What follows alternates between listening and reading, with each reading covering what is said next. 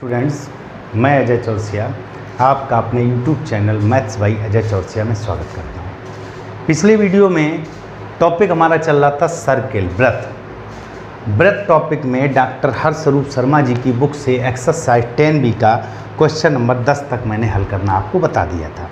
आज चलते हैं बेटा क्वेश्चन नंबर 11। तो पहले क्वेश्चन सुन लीजिएगा।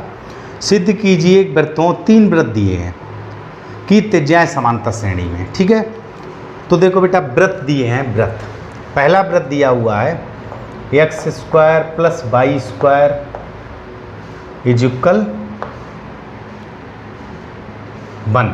ठीक है, तो ध्यान दीजिएगा यह आपका इस तरह का है x माइनस h का वर्ग प्लस y माइनस k का वर्ग इज इक्वल r वर्ग। तो इसका आपका केंद्र हो गया केंद्र हो गया क्या 0,0, चूँकि h और k क्या है 0, और त्रिज्या आपकी हो गई त्रिज्या, इसको r1 मान लो, तो ये आपका 1 हो गया। ठीक है, सिंपल सा दूसरा वृत्त दिया हुआ है x² plus y² minus 2x minus 6y बराबर 6 दिया है, तो माइनस 6 इज इक्वल 0 हो गया, बराबर में 6 दिया हुआ है। तो इस तरह का जब भी समीकरण आए तो आपको x² plus y² plus 2gx plus 2fy plus c बराबर 0 से तुलना करने पर, यहाँ पे भी आप लिख दो से तुलना करने पर। ठीक है, तुलना करने पर। ठीक है बेटा, यहाँ पे भी लिख दिया, यहाँ पे भी से तुलना करने पर। तो सिंपल सा देखो बेटा 2g माइनस 2 है तो g बराबर -1 हो गया, 2f माइनस 6 है तो f बराबर -3 हो गया, और c बराबर -6 हो गया। ठीक है, चूँकि इसमें पूछा है कि त्रिज्या, तो केंद्र इसका भी नहीं चाहिए, तो इसकी त्रिज्या देखो बेटा, त्रिज्या जिसको हम r2 कह देंगे। r2 क्या होगी √g² plus f² minus c, तो -1 का वर्ग 1 प्लस -3 का वर्ग प्लस के 9, और माइनस c तो माइनस प्लस 6, 9 6 15 1 16, तो √16 का मतलब 4, तो r2 बराबर हमारा कितना निकला है 4। सिंपल है बेटा। ठीक, r1 मैंने कितना निकाल लिया 1, r2 मैंने कितना निकाल लिया 4। अगला वृत्त दिया हुआ है x² plus y² minus 4x minus 12y minus 9 बराबर 0। ठीक है बेटा, फिर हम इसी समीकरण, चूँकि ये स्टैंडर्ड समीकरण होता है, ठीक है, ये भी स्टैंडर्ड समीकरण है, लेकिन क्या है कि जब होल स्क्वायर में दिया हो तो इससे तुलना करते हैं, और खुला हुआ होल स्क्वायर खुला हुआ दिया हो तो इससे तुलना करते हैं। यहाँ देखो बेटा 2gx, तो g बराबर 2g माइनस 4 है तो g बराबर -2 हो गया, 2f माइनस 12 है तो f बराबर -6 हो गया, और c बराबर -9 हो गया। क्लियर, यहाँ तक समझ में आया। तो त्रिज्या इसको R3 नाम दे दो, R3, तो √g² तो -2 का वर्ग 4 प्लस 36, और माइनस 9 तो प्लस 9, 36 40 49, √49, यानी कि R3 हमारा कितना निकला है 7। R3 हमारा कितना निकला है 7, 7 7 49। तो इन्होंने ये कहा है कि त्रिज्याएं जो हैं वो किस में है बेटा, समांतर श्रेणी में। तो एक सिंपल सी बात आपको लिखनी है, चूंकि 2r2 बराबर r1 प्लस r3।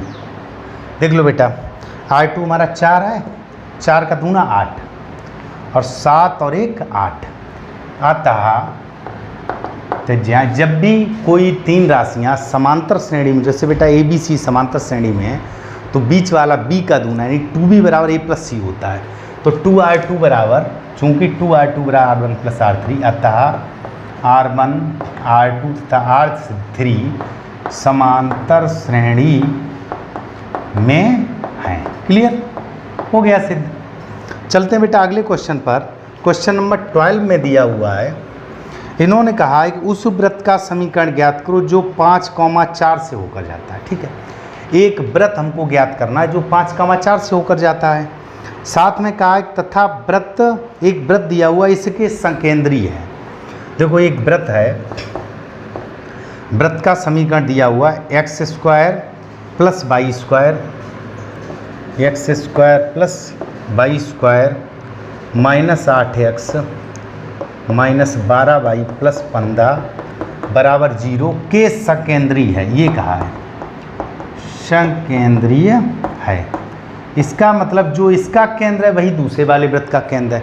तो सबसे पहले हम इसकी तुलना करें, x square plus y square plus 2gx plus 2fy plus c बराबर 0 से तुलना करने पर, बिल्कुल सिंपल है बेटा, तुलना करने पर आप ध्यान दीजिएगा, तुलना की मैंने तो 2g माइनस 8 है, बहुत ध्यान समझिएगा, 2g इज इक्वल माइनस 8 तो g बराबर माइनस 4 हो गया, ठीक है। 2f माइनस 12 तो f बराबर माइनस 6 हो गया और c के स्थान पे प्लस का 15 दिया हुआ, ठीक है। तो इसका केंद्र हो गया, केंद्र माइनस जी माइनस एफ होता है तो 4,6, चूँकि केंद्र क्या होता है माइनस जी माइनस एफ। आप ध्यान दीजिएगा, इन्होंने कहा इसके सकेंद्री, तो ये जो जैसे एक वृत्त रहा होगा, ध्यान समझिएगा, एक ये वृत्त है ये वाला, इसका केंद्र कितना है बेटा 4,6, इसके सकेंद्री यानी कि इसी केंद्र पर एक दूसरा वृत्त है। अब बेटा वो अंदर भी हो सकता है बाहर भी हो सकता है, वो तो त्रिज्या निकालने पता चलेगा, चूँकि त्रिज्या मेंशन नहीं है, त्रिज्या की बात इन्होंने नहीं कही है, लिहाजा हम उसको चित्र में अपनी अंडरस्टैंडिंग के हिसाब से कि एक दूसरा वृत्त हमारा हो सकता है अंदर हो बाहर हो, देखो बेटा इस तरह भी बना सकते हो, ठीक है, और इस तरह अगर हम त्रिज्या ज्ञात कर लेंगे तो एग्जैक्ट पोजीशन हमको पता चल जाएगी वो वृत्त कहाँ है, ठीक है बेटा। अब 4,5 इस वृत्त का केंद्र था, ठीक है बेटा। तो जो दूसरा वृत्त जैसे ये वाला मान लो, बाहर वाला या अंदर वाला कोई एक वृत्त होगा जो 5,4 से होकर जाता है, इन्होंने बेटा यही तो कहा है कि ये जो वृत्त हमारा आया हुआ है 4,6 है इसका कोऑर्डिनेट, जो इस वृत्त का केंद्र, दोबारा फिर समझो, इन्होंने कहा उस वृत्त का समीकरण ज्ञात करो जो 5,4 से होकर जाए। अब जैसे एक बाहर वृत्त है, ये वाला मान लो, अंदर वाला मान लो या ये मान लो, अब इनमें से एक होगा। अब अगर हम सही बात यानी कि एग्जैक्ट ये निकालने के लिए कि जो नया वृत्त वो अंदर या बाहर, मुझे दोनों वृत्त की त्रिज्या चाहिए, तो फिलहाल त्रिज्या की यहाँ ना ही आवश्यकता है ना क्वेश्चन में दिया हुआ है। तो एक कोई बाहर वृत्त रहा होगा जिसका केंद्र 5,4 है, यानी कि एक ऐसे वृत्त का समीकरण हमको निकालना है जो 5,4 से होकर जाता है और इस वृत्त के सकेंद्री है, यानी कि उसका केंद्र भी 4,6 है जो इसका है। तो बेटा जो नया वृत्त है उसकी त्रिज्या निकाल लो, नए वृत्त की त्रिज्या, त्रिज्या क्या होगी बेटा, इन दोनों के बीच की दूरी, तो 4 - 5 का वर्ग और प्लस 6 - 4 का वर्ग, 6 - 4 का वर्ग, तो देखो -1 का वर्ग 1 हो गया और ये हो गया 2, 2 का वर्ग 4, तो √5 उसका त्रिज्या हो गया। और इन्होंने कहा है उस वृत्त का समीकरण ज्ञात करो, तो वृत्त का समीकरण हो गया, अतः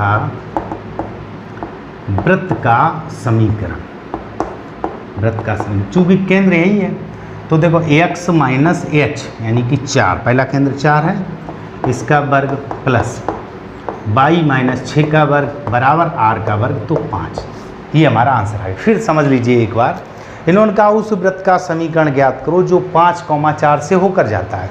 एक कोई वृत्त है जिसकी परिधि पर 5,4 स्थित है और वह इस वृत्त के सकेंद्रीय, मतलब इस वृत्त के केंद्र से होता हुआ जाता है। तो पहले मैंने इस वृत्त का केंद्र निकाल लिया और इस वृत्त के केंद्र से 5,4 की बीच की दूरी निकाल ली, अर्थात मैंने उस नए वृत्त की त्रिज्या निकाल ली। तो नए वृत्त का समीकरण ये हो गया, नोट करिएगा बेटा।